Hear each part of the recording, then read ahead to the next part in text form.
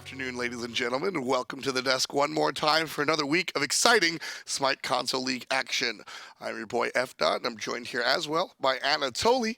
We are the two casters from New York, and we are ready to bring you new action. It's going to be Kingdom against SoaR today, and going to be a little bit interesting roster swap. Aggro is going to be back, but before we talk about that, let's look at the standings real quick. Most Wanted still at the top, undefeated at 8-0. So SoaR right here, 4-4, as you said. This is the squad that we're going to see take on Kingdom Esports 0-8. Personally, I do expect Kingdom to really sit in that 6th spot for at least now. I think with Aggro coming back, the team SoaR, if you looked at their performance last week, they had a couple of struggles. Aggro's back. I don't expect to see some of those struggles anymore. I'm not too worried. We look at the first 4 games of SoaR compared to the last 4 between Sambam and Aggro. It's just a totally different style as well, not just statistically, but the gods that they played. So I'm expecting the chemistry for SoaR to just topple over Kingdom today. Before we get too into the SoaR and Kingdom matchup, though, I do want to touch on Most Wanted. For a long time in the SmiteI console scene, before the SCL and even after a little bit, we saw the dominance of basically the team known as SoaR and the team known as Eager. These two squads have just gone head-to-head, and it was all about them. That was the whole league. And Clow has always sort of made rumblings with his individual teams, but Most Wanted has looked incredible. And that's just their dominance in the beginning of the season. Not a lot of teams have adapted yet to their style. We saw Clow pick a lot of ISIS picks and just not much adaptation, really. So yeah, there definitely needs to be a little bit more flex in the mid lane. And as the season progresses, I think we'll see more and more. Maybe even the Clow back. I'm not sure if we'll quite see that just yet. For now, SoaR will take on Kingdom Esports. We'll definitely keep an eye on Clow and Most Wanted, as they are your #1 team in North America. But for now, SoaR trying to get right back onto the top where they think they belong, and Kingdom Esports trying to find their first win of the season. Standard bans come out. Susanoo and Guan Yu, both very powerful characters in the right hands. It's going to be difficult for Kingdom to come back into this split, especially against SoaR currently with Aggro back in the spot. It's going to be an interesting staple for them if they were to find even one win here. Nemesis and Outkwang taking off as well. No assassins, says SoaR or Kingdom Esports. Both junglers very, very proficient. Chapo and TsmaII have both been very, very powerful. In fact, Kingdom, like we said, 0 wins just yet, but TsmaII and Sealcar have both looked relatively decent in these games. And the first pick, Cabrakan, is something that we have seen a number of times here on the console side. It's very strong in the early game, and that's what you're trying to do out of the solo, specifically trying to snowball that lane, force the enemy solo laner back, and then look for that timing around the 320 to 330 mark, invading the blue or contesting the speed buff.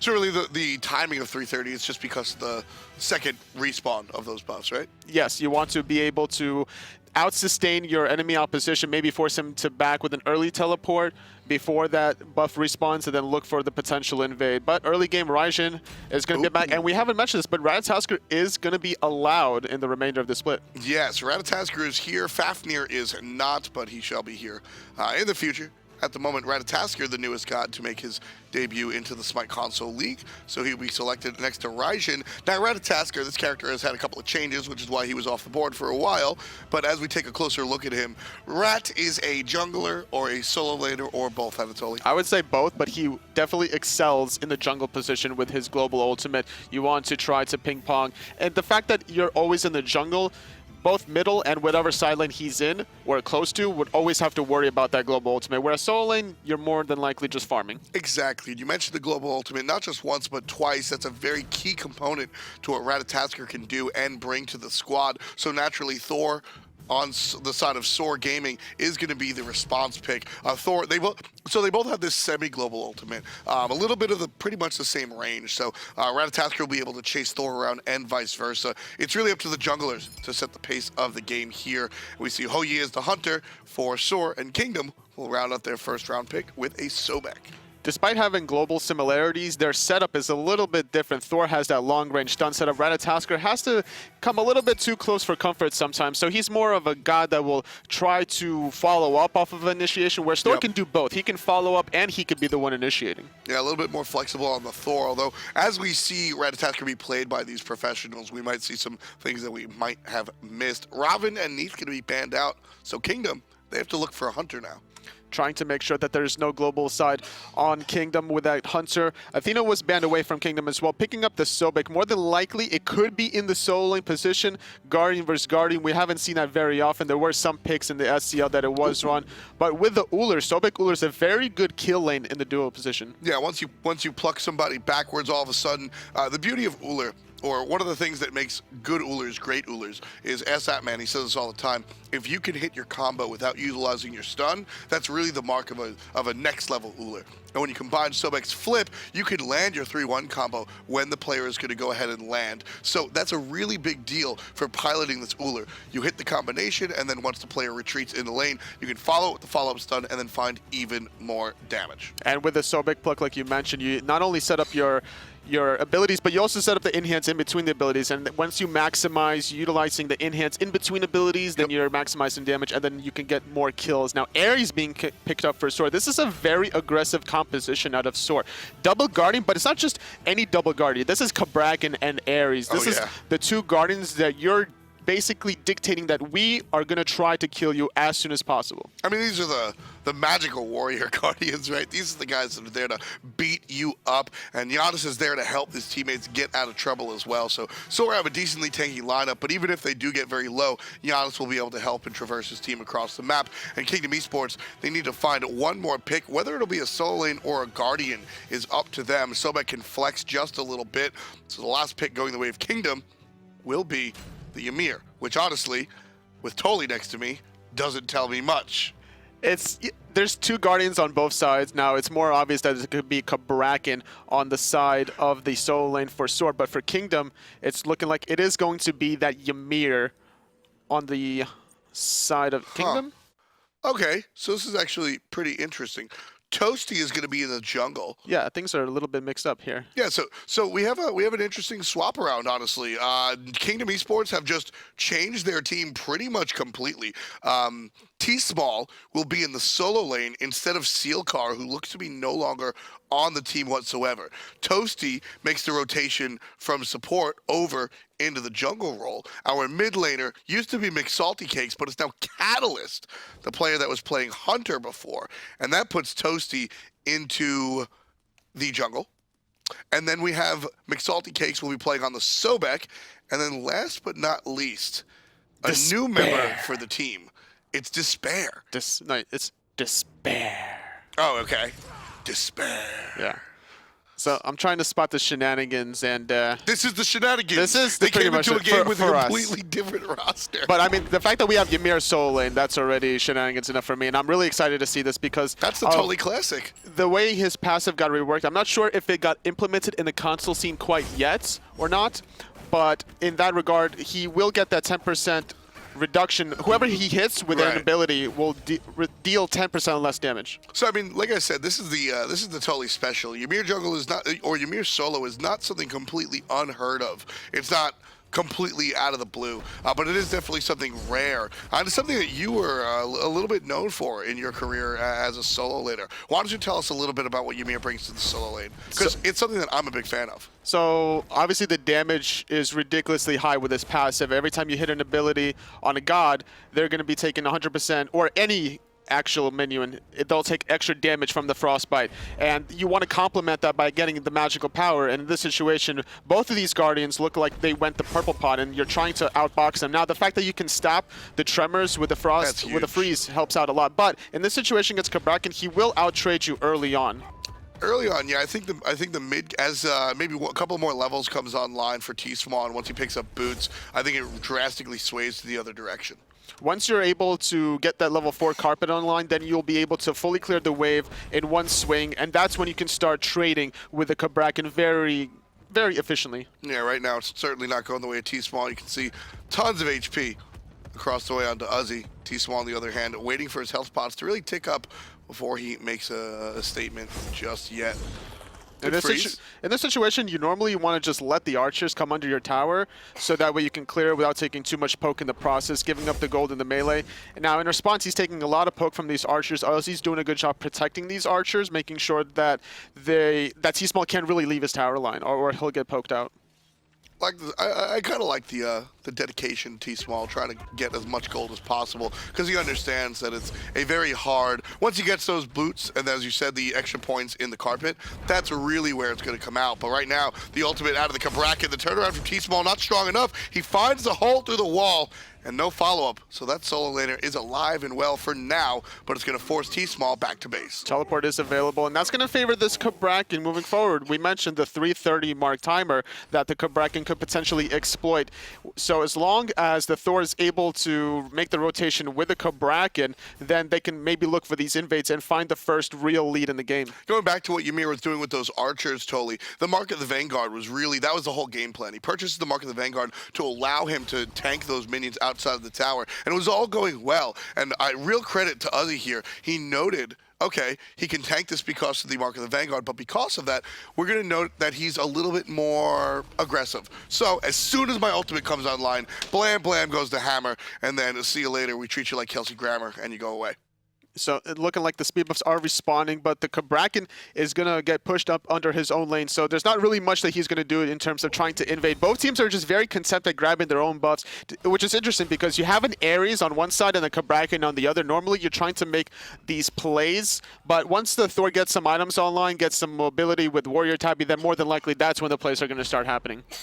So this SoaR team has been together for a long time, and it's interesting. There's a lot of different personalities on this squad. Aggro is a very sort of like professional young man. He's in his mid to late 20s, and he's got a relatively respectable job, you know. And Chapo is Miami's finest. He's a techno listening streamer. You guys should definitely check out his stream. He also vapes. Yeah, Brochacho, definitely more a laid back guy. But I love the fact that these guys have stuck together for a long time. Very few roster changes, and you can even see their names. ElAggro, he changed his name recently to match his teammates. These guys are just more than a team. They're a true squad, and I think that helps them out in the process. Look at this cohesion. Thor comes down right on top of the ultimate from Janus, and then just the continued damage. Aggro finds the first blood because of it. Catalyyyst going to take a seat, and the follow-up from Brochacho, enough damage to take out the Sobek. See you later. 2 kills for SoaR, and the response from Kingdom just barely there. Toasty picks up 1. Just a synergy between all the members of SoaR. The Thor was very patient on that right side mid Harpies. They utilized the Janus global ultimate perfectly. Unfortunately for the Thor, the portal did hit the ground, wasn't able to bail Chapo out of that sticky situation. But meanwhile, solo lane just trading off poke in this spot. Now this is the spot where Ymir will heavily favor. Once that carpet comes online, it's an 8-second cooldown compared to Cabrakan, which is slightly longer. And still at boots too. I'm really, like I said, that boots, when he gets the magical power boots on the Ymir, becomes really nasty for the next 5 or 10 minutes because it's just so much damage, especially as you mentioned, combined with the passive. I'm really excited to see this Ymir solo. It's one of my favorites. I think Ymir is a very exciting god, despite having a very basic kit.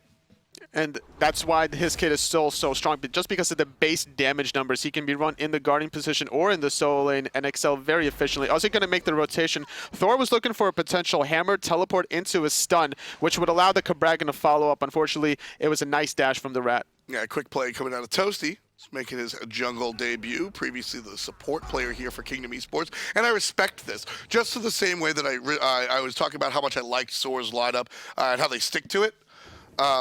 For Kingdom, listen, you're 0-8, something's not working. The majority of your players are the same. So you made one roster change, but your players are the same. We're just going to try different roles. I really respect the team that tries to change something when things aren't working, but without going too crazy. You didn't replace 3 people. You didn't kick 4 people. You change one player that you think is an issue, and then you switch around the roles to accommodate, and you see what sticks. Little by little is how these teams get themselves out of the gutter.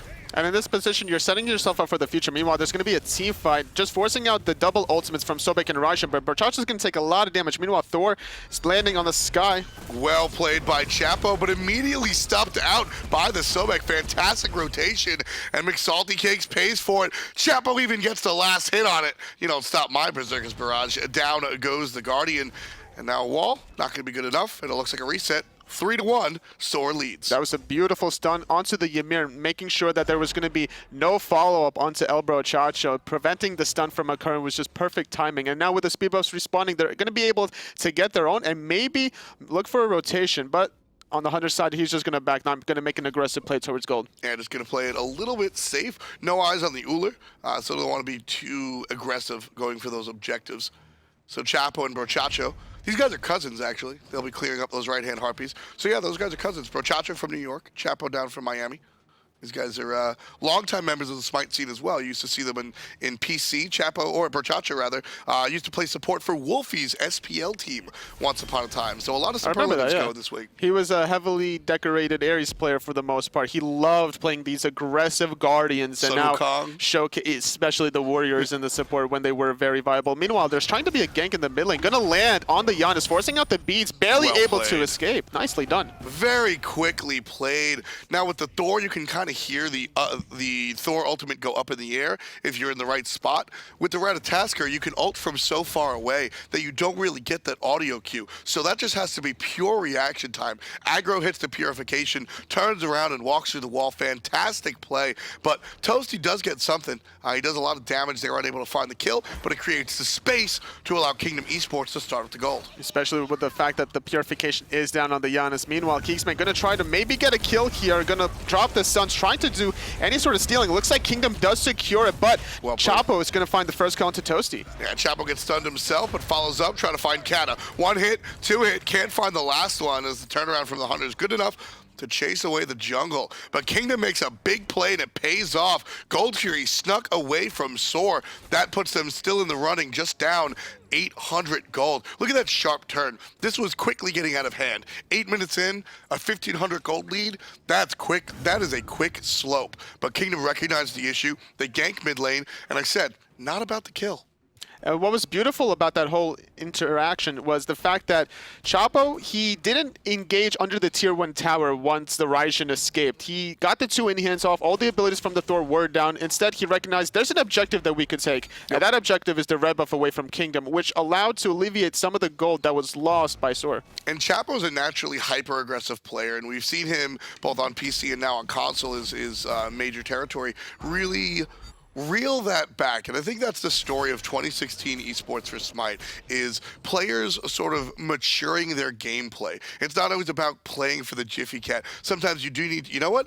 Getting the red buff is more boring than tower diving 2 members and getting the double kill. But sometimes it's more important. And we see that at Chapo, and it's definitely good signs if you're a fan of SoaR at home. It's definitely more important to win than to get on the Jiffy Cat sometimes. Oh yeah.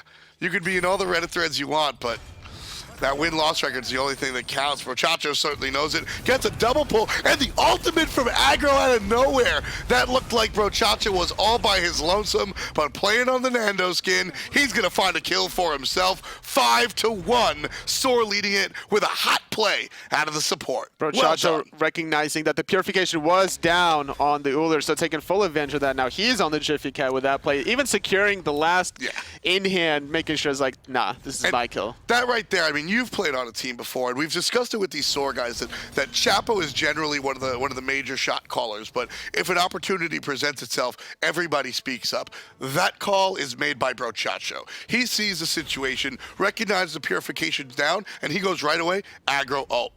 Trust me and ult. He was waiting for the Hui to get back into, I'm sorry, the Ullr to come back into the lane. The way he was hugging that top left board side wall, he was trying to see if he would even overstep a little bit. He was looking for the blink ulti right away, recognizing that the Janus would follow up no matter where he was on the map. Yeah, that was just a fantastic, and again, going to the cohesion of the team, the trust of the team, that single call is just ult, and I promise the pull will be there. Rats in the air, trying to make an engagement happen in middle, gonna land twice. Careful. Oh man, 1 into 4. He got spotted though, so now he has to disengage. He didn't have his Guardians net ready for the frontline engagement. It's nice to engage as a rat to find the knockup, but you're gonna get turned on instantly. So you always have to make sure you have an escape route. And if you had your Guardians in that position, then it would be a lot easier for you to find that escape. Double tap gonna give some poke onto the Hunter, and Ullr will find safety underneath. Well, not gonna go into the tower. Just gonna hail arrows on top of aggro, but he should be fine. Just both teams kind of looking for something happening. The plug does miss. It might be in a little bit of trouble. Gonna force out the ultimate from looking in the water. Meanwhile, the Janus trying to position the rest of his team to find this kill. Oh, there's one pull out of Ares. He's gonna be able to grab it. Yes, he will. And Chapo puts him in the ground. McSaltyCakes finds another death. And the Thor on top of player damage by 1,500. Definitely looking cute, feeling cute for ElChapo. So in this position, there's not really much for SoaR to take. So they're gonna keep trying to play aggressive into this jungle side, taking away the board towards, maybe looking for something onto this Ullr. But meanwhile, KeegsMate getting turned on by Toasty. He might be in a little trouble if Ratatoskr connects this chain. If Chapo connects his ult, but not going to find it, neither will the stun. Double tap is good, but not enough to kill.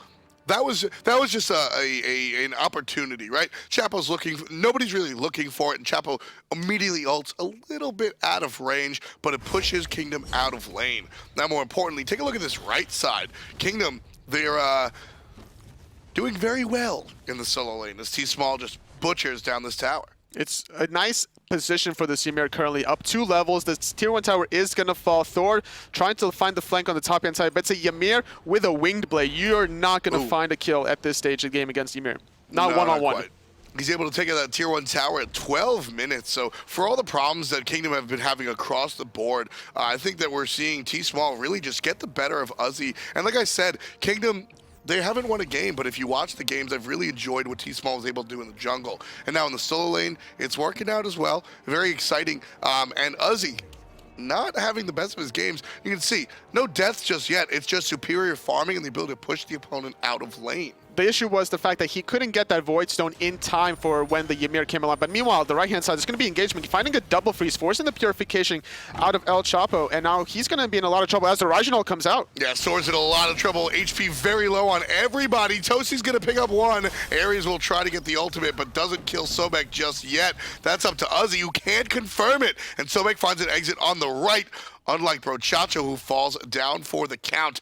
That right there, I didn't get to say it, but with Ymir's success over the solo lane, once this mid game starts to come online and Kingdom Esports can get their Ymir into these exchanges, that's when you're going to see, I don't know about a full turnaround, but you're going to see some of these wins. And right there, 0 deaths for 2 kills going the way of Kingdom Esports. Fantastic scrum, and that's what Kingdom needs to look more of. Find the Ymir and get these multiple person freezes to allow your characters like Ratatoskr to deal their damage without getting into trouble. It makes it easy when SoaR is the ones that are engaging onto your side of the jungle for the Ymir, who is generally a big clunk, makes it very difficult for him to find the positioning, but you're invading a Ymir and he has Wingblade, so he will find the positioning. On top of that, he has Blink. And he's also the highest level in the game, level 15. No one else is there just yet. The big 3 on the side of SoaR are 14.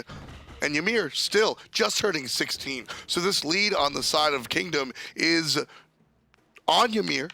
And there it is. The team is trailing a little bit, but this is where gold sort of gets wonky when the team is trailing, but one character's ahead. We didn't talk about the reasoning behind this Ymir pick as well. After he just finishes off this Void Zone, he's going to try to prioritize picking off this Janus, making sure that he'll position the wall before the portal will connect onto the actual SmiteI wall. So just the ability to shut down, honestly, Ymir shuts down a lot of these players. Kingdom trying to go for the additional Gold Fury, not going to commit to it this time around. Now maybe looking for the kill out of Brochacho. Going to find a nice portal on the wall to TsmaII, not allowing him to find the engagement. Meanwhile, Sun is going to force out the Raijin to dash away. And meanwhile, Uzzy taking a lot of pokas, lurking in the waters. Toasty's going to be the first victim. Catalyyyst gets credit for Uzzy as Chapo takes out Kata right away. 2 for 1 at the moment. Kingdom on the bad side of things. There's a chains out of Ares. Brochacho has made sure that McSaltyCakes could not flip until that moment. That was very important to allow his teammates to really get out of jail. Freeze missed by Ymir. There's a portal. There's a lot of damage. And that Ymir that has been such an important part for Kingdom will find a death because of the dots out of Brochacho. That was a beautiful 180 wall coming out of TsmaII. However, the wall from ElAggro was even better, not allowing any sort of escape. And now with that, that's going to be a 4-for-1 play for SoaR. And they have many options. If they wanted to, they can go straight to Gold Fury, but it looks like they're going to try to poke out the tier 1 mid tower just slightly before making that transition. Yeah, gold is the right call here, and that's what we're going to see. Kingdom Esports, and you know, this is rough because you're seeing them make the right decisions, but SoaR just looks so clean right now. I mean, even the small things, the way they traverse through that tier 2 tower, allowing the support to go on first, fantastic stuff. Looks like they want to make him pay, but no kill onto Ares just yet. Toasty in some trouble. Huge hit out of 1, huge hit out of 2, and KeegsMate secures the kill onto the rat. Toasty making a nice play with the teleport, making sure that he would find the flank. And with that play, sacrificing his life, he finds the kill on ElAggro, and he stops SoaR from getting the Gold Fury at this point. So he saves a huge objective, not allowing SoaR to snowball.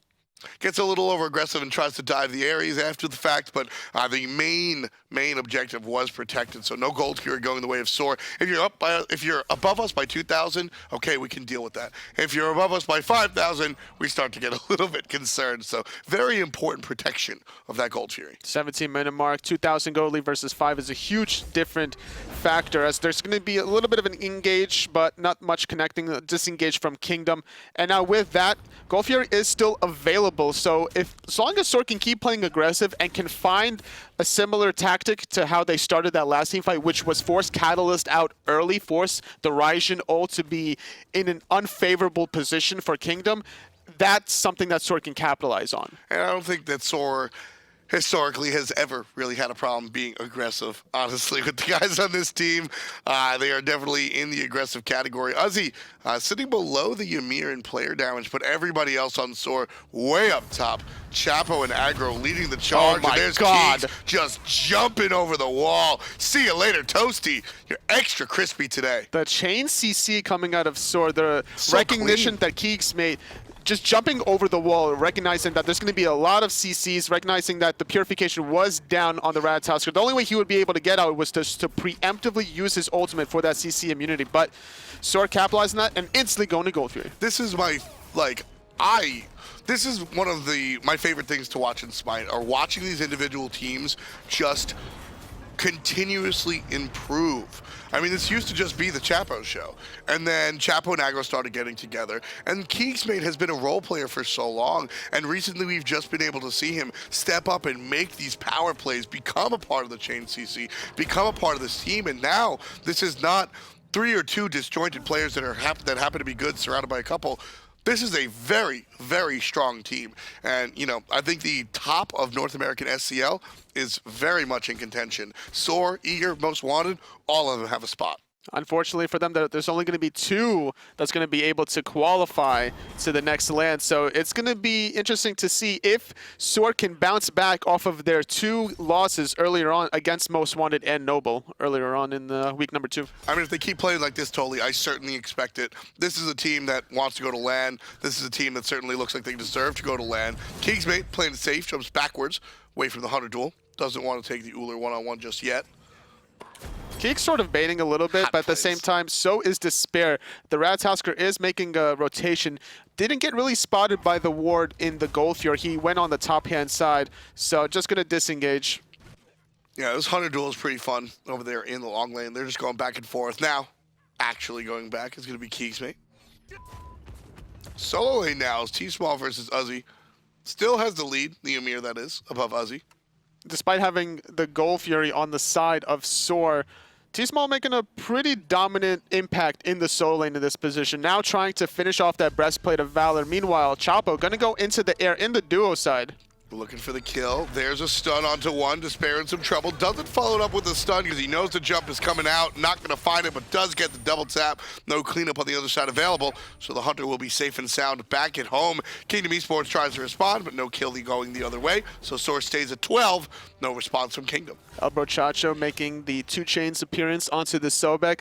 And it was a really nice preemptive ultimate this time from Ratatoskr, making sure that there was no way Chapo would go onto him. And now McSaltyCakes trying to find somebody with a pluck, but he might be out of position. Fantastic wall coming out from the Thor to separate him from the rest of the squad. Doesn't need the stun, just protects the exit. Well done, Lucky 13 going the way to SoaR.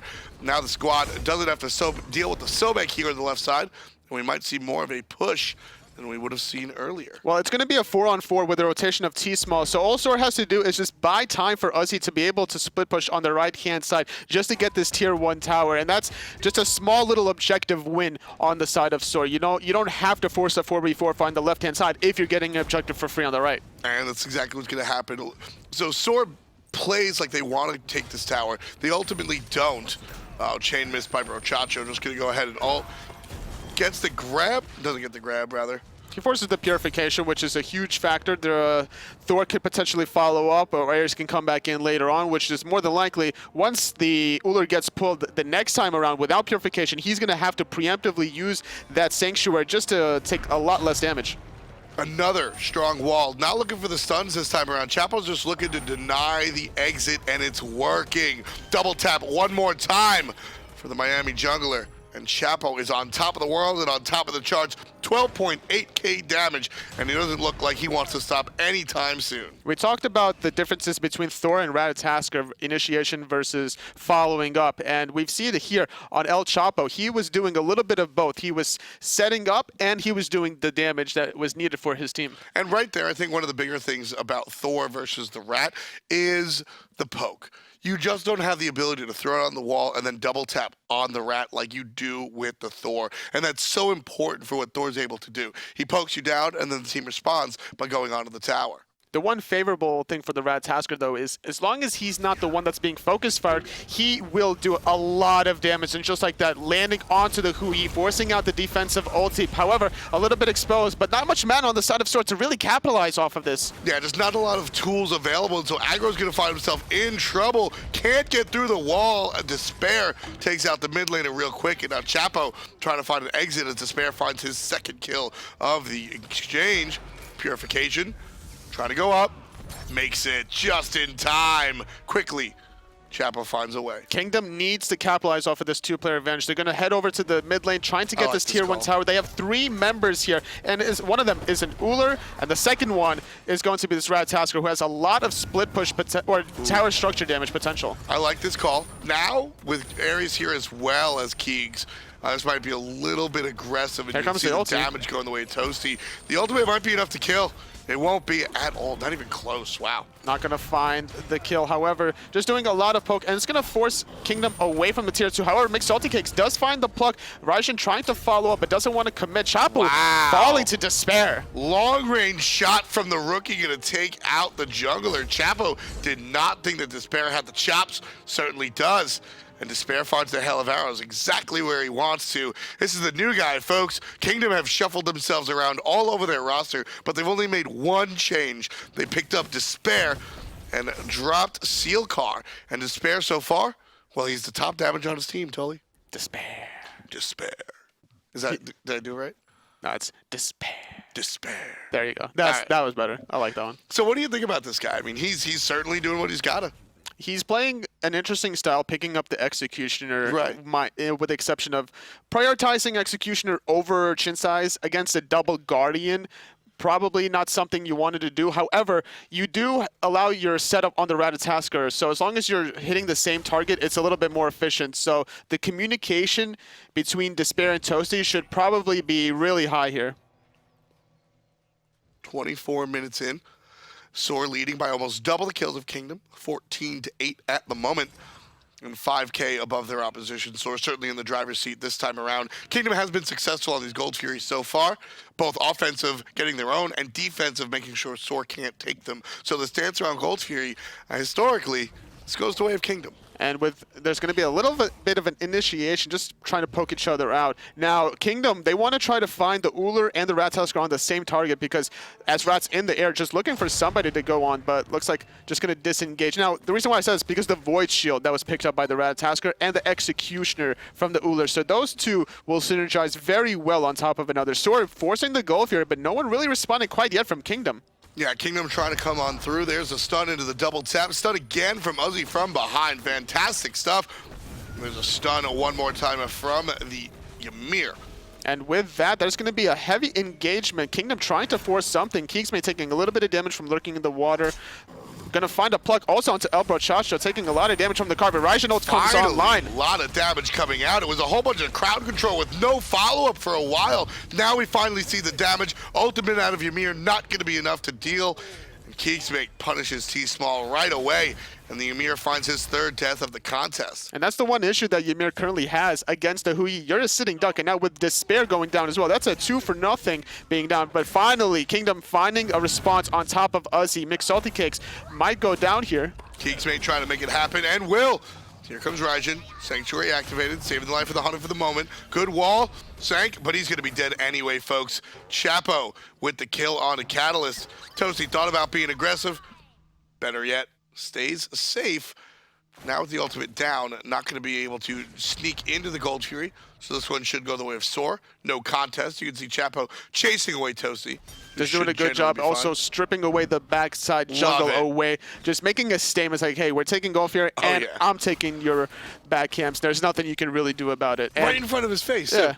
He knows that he can't fight in this position. He doesn't have much mana to go against this Thor. There's a lot of penetration on this Thor. Looking at his build, the Jotuns, the Brawlers, and the Titan's Bane, it really counters the Void Shield quite heavily. Yeah, I think this is a fantastic selection coming out from Chapo in response to the builds coming out on the side of Kingdom. Just very well executed, understanding how to go about that thing. The Titan's Bane usually not picked up with the Brawlers, but like you said, against everybody's physical protection, certainly a good choice. So Kingdom was down a little bit in the beginning of the game, slowly and surely, but now finally, after that 4-for-1 exchange on top of the Gold Fury for SoaR at the 27-minute mark, they're taking a pretty convincing lead at about 8,000 gold and 10,000 experience, and they can probably start looking for some of these tier 2 towers and then looking for more picks until Fire Giant. I think a big part of why the SoaR has been able to catapult has been the Hunter. Keegs has played fantastic all game, but you know, Hunters, even with the Golden Bow, they still do have a curve. Early and mid game, not going to be their forte, but as the game gets later and later and the items start to build up, all of a sudden you see a lot more damage. Now, Keegs taking top damage away from his jungler, and I think that's a really big important part as to why SoaR was able to, you know, get so far ahead was just the ability of the Hunter. Forcing out the purification out of Raijin, gonna get caught into the wall. There's nowhere for Catalyyyst to go. He's gonna fall. Beautifully done by Uzzy. Look at that wall combination. Cabrakan and Thor combining to just create a prison of despair. Can't get through it. Despair raining hell from the back line. Here comes Ullr. KeegsMate gotta stay alive. Can't. TsmaII on top of that. Freeze. Hit. One more and he's done, but Uzzy finds an escape until Despair says no one more time. The new player certainly earning his stripes and making it count. Couple of hits on ElAggro. They got to find the last one, folks, and they will. ElAggro takes out Despair finally, but the damage has been done. It's a 2-for-2 trade. The Blink's online. He's going to find... Oh, he's not going to connect with the freeze, but the attempt was there. Now he might be in a little bit of trouble. 3 members on the side of SoaR trying to find the return kill onto TsmaII. So far, it's been a 2-for-2, but with Ymir going down, this could be a 2-for-3. Unfortunately, Toasty not connecting. ElAggro picking up that kill. Another one for the mid lane mage. 5, 1, and 11 going the way of Janus. Fantastic slash lines across the board for SoaR, honestly. 5-1-11, 5-1-12, 3-1-13 for the mid, support, and Hunter, respectively. Love to see that sort of kill participation and the low amount of deaths as well. So successful has these guys been on SoaR. And that's just their style, being so aggressive, but they're not aggressive individually. They're all aggressive together at every stage of the game, which is making them really successful in this first game against Kingdom. I mean, one of the first ganks we saw was the combination, the Janus and the Thor in the air, and then we saw the Ares and the Thor in the air as well. Just a lot of combination kills, which is really what you're looking for at this level of play here in the Smite console league. So as we approach a half hour, SoaR certainly don't look like they show any signs of stopping, but the later this game goes, I mean, it pretty much just gets worse for Kingdom Esports. And there's not really much you could do against a Thor that's zoning you from so far away. How are you really going to penetrate that? You're going to have to find maybe a Ymir blink or maybe force out a stun from an aggressive Sobek play. But against a Hu-Yi late game, that Sobek is going to melt. Exactly, and you know, you got the Hu-Yi late game, you got the Janus late game, and Cabrakan isn't exactly known as a late game powerhouse, but Thor exists into the late game by way of his stuns and his control that he brings to the table as well. So SoaR does have this powerful, potent late game composition, whereas, I mean, Ullr does well late game, but he's not number one, and really you're just looking at Raijin as far as late game is concerned for Kingdom. Ymir, he falls off like a truck. Gonna have an engagement by McSaltyCakes, trying to force SoaR away from this tier 2 tower. Purification was used onto Despair. The timing of this ultimate from Ares on top of McSaltyCakes. As Uzzy's gonna fall, Raijin ulti and the Hu-Yi just gonna rain down the suns. But with that one pick, SoaR is just gonna respond and just back off as the tier 2 tower in mid lane was being split pushed by Toasty. Nice response coming out from Thor. You can see that Chapo has purchased the teleport. Pulling a page from Anderson's book. A lot of players do that these days, but Andy definitely one of the first. Looks like there's going to be some trouble for Brochacho, but he'll find a portal out. Thank you very much. Chapo, up in the sky, looking to play defense by playing offense. One stun and the Zerka's Barrage right on top of the Ymir.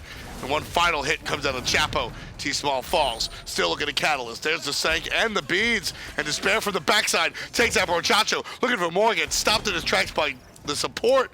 And it looks like he's going nowhere but home. Keegs forced to use the Sanctuary. If he could jump over the wall, he should be in a good position unless the Ullr has the movement speed to catch up. He finds the stun and the kill. Ullr. Despair just playing lights out, and ElAggro using his portal, trying to save the hi-rez. He has nowhere to go either unless he can somehow buy enough time with that purification. Raijin makes a hot play, but finding the right wall. And that right there, that patience from aggro, not using the portal to get through something small, using the portal to get through the big fat wall. Very intelligent play for the mid laner. Despair almost comes around the corner and takes out the mage, but a good play coming out of Uzzy and aggro combined to punish Despair for getting a little bit too excited. Just biting off a little bit more than he could chew. Yep. Saw the light at the end of the road, but was denied by the Cabrakan. So with that, it's going to allow SoaR to not have to worry about a Fire Giant attempt, and that's something, the difference between Kingdom and SoaR currently. Now, Kingdom has some good individual talent, we see it with Despair, but you have to have that leadership to be able to call someone off in the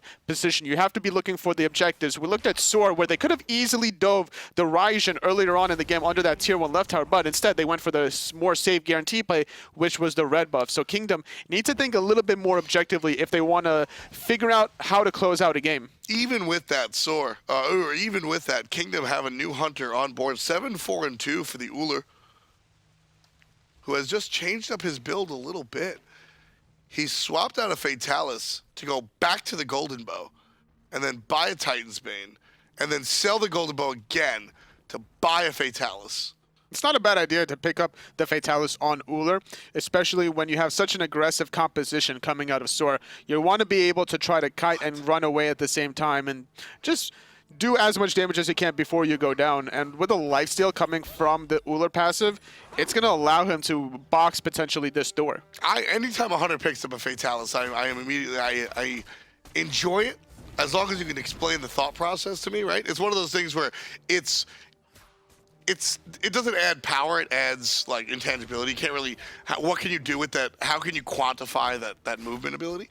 But when you buy it, it's one of those like, okay, why'd you buy Fatalis? And your answer tells me if it's right or wrong. You know what I mean? So here, I think the answer to Despair is so I can chase down dudes as they hide on their tier 2, and I'm gonna go say yes. It's working out for you. You suffered once, but that's 1 out of 10 times I think you're good.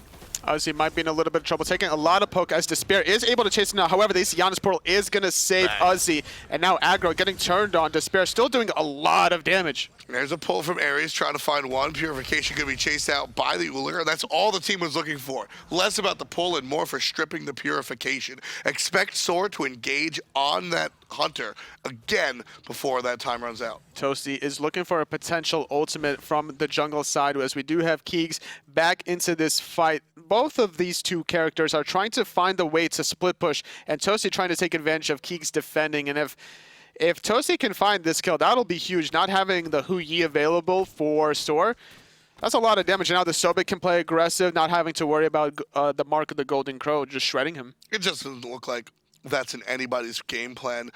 Nobody really should fight KeegsMate. There's also really good vision coming on the side of Kingdom around the Fire Giant. Look at that sentry warding. They have that 4 sentry wards around Fire Giant and then 1 regular ward on their top-hand side. So just dominating that side. Meanwhile, on the left-hand side, it's going to be a split push from Toasty. Yeah, and he's going to get this tier 1 tower pretty much for free, so 500 gold going the way of Kingdom Esports. They trail by about 7,000, and that'll shorten the lead by just a little bit. Just barely able to avoid that Janus ultimate is the Raijin. Now, it's going to be a 5-on-3. The Rat and the Raijin aren't quite there. McSaltyCakes isn't either as KeegsMate takes him down. There's some trouble for Despair. 4 or 5 players of SoaR surrounding him. Sanctuary, and there's the jump away. Told you. As soon as that Purification is down, SoaR's going to look to engage on the hunter. Chapo comes down from the sky, takes out one on the backside. Ymir ultimate not going to find a home. And now all of a sudden, SoaR on the front foot. 3 dead for Kingdom. Everyone alive on the side of SoaR. KeegsMate makes it 4 dead. All the while, Toasty pushing. Stun. Not going to be enough. Phoenix will fall. Right? Oh, now. yeah, there we go. They're going to use the ultimate also to be able to secure. However, trading 1-for-1 Phoenix, SoaR doing a good job recognizing, like, hey, we just won a team fight. We're right at the tier 2 tower. Sure, we're going to lose our left Phoenix, but at least we're going to get one Phoenix in response. And there's nothing really that Kingdom can do in a jungle fight scenario, which is why they're split pushing. As long as we can have somebody defend, and that somebody is going to be ElAggro with his teleport, or it could also be Uzzy with his teleport. Right. But more than likely, the build from Chapo will allow him to box Toasty a little bit better. Yeah, Toasty here all by himself, trying to see if he can get a steal onto the Fire Giant. 25% already on the objective as Toasty takes out the teleporting ward. Just going to opt to go back. No chance to survive. Make your time. Toasty goes back home, and there's the Fire Giant for SoaR. 9,447 gold in the lead is SoaR. And they're looking poised to make their final push. As long as SoaR can make sure that the left side is always pushed to at least the halfway mark, they have nothing to worry about. The backdoor potential coming out of Kingdom would be really strong if the Ratatoskr could find a fire wave with him. Right. So that's the only thing SoaR realistically has to worry about. For now. For now. For now. You can never tell what will happen, especially as the game gets later and later. We're almost 40 minutes into this one, folks, and players are finishing up their builds more and more. And, you know, this gigantic lead that SoaR has accrued, at the end of the day, when everybody's level 20 and everybody's got 6 slots, it just don't matter. So really, Kingdom's just playing the stall game. They need to protect the Phoenixes. Give up these tier 2s, and then see if you can defend against the last spot. The Phoenix is where these guys need to look. SoaR picked up 1,500 for the tier 2, and now they're pushing down the left side looking for a Firebird. Looking at the player damage, most of the game, it was the Janus and Thor combination, but as the game progresses further and the Huyi hits level 20, he's going to start dominating, and this is going to be very difficult for Kingdom to respond. TsmaII connecting onto KeegsMate, however, going to get turned on by Uzzy as Rat's in the air. Not too big of a deal for TsmaII. He's still saving sound on the backside. The pull out of Brochacho, not going to be on the money, but forces Raijin into the ultimate. Also forces a Sobek into the ultimate as well, so not a big deal coming out from there. Huge ultimate. Brochacho helps out Aggro, and Catalyyyst takes a spill. One more crowd control out of the Janus, and SaltyCakes going to dash away. Backside is Rat. No one paying too much attention except for Chapo. Takes one out, finds the second. Double tap is good. Waiting for his cooldowns. Got to find the cooldown. And cannot despair with the Fatalis. Takes out the jungle. Trying to find the kill. Now, it was a beautiful engagement by Aggro. He found the ultimate and the unstable vortex just to be able to find the early pick onto Catalyyyst, not allowing him to do the sustained damage that Raijin is known to do throughout a team fight was so huge. That was also a risky and bold play, but the fact that he knew he had confidence in his team that, hey, I'm going to make an aggressive play with my ultimate, I could portal myself back out, and I'll have about a 1-second window where I'll do this damage, and my team is going to follow up. Just the understanding, again, the reliability of the team. That's so important. Go back to that Chapo play. There's a spare play, I should say, brought to you by Fatalis. Yep. If that Ullr is slower, Chapo finds the angle around the corner, can't get hit by the Ullr, comes around with Berserker's Barrage up and gets the kill. But because he's a little bit faster and able to keep up, down goes Chapo. Gonna find the disengage with the threshold and the sprint from KeegsMate. TsmaII gonna eat the ultimate from Aggro. Beautifully placed. Aggro, welcome back, ladies and gentlemen. Your mid laner is Aggro, and he is speaking as loud as possible. Keegs is here as well, just gonna take out SaltyCakes in the face. And all that's left is this right side Phoenix. KeegsMate waits for his team to tank it up. There's Brochacho, and everybody piles in. 3 birds down for Kingdom Esports. The mid lane will respawn in just a touch, but Keegs already looking for the win. Down goes the ultimates, down come the jungler, and all of a sudden, down goes the Titan. Just a hair of HP left. There it is, SoaR on top, 32-15 in 40 minutes of time. Well played, SoaR. They're back. They're back.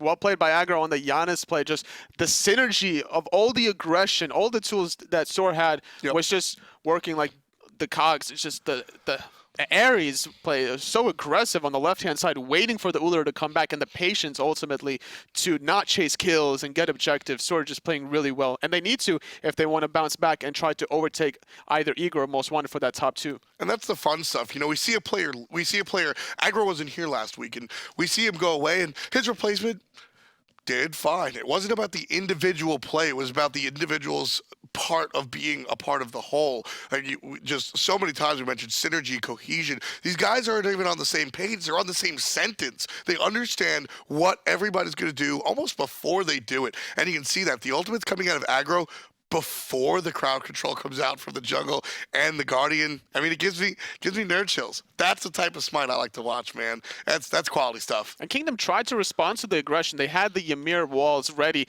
trying to find anybody out of position with the Janus before the Janus portal could connect them. But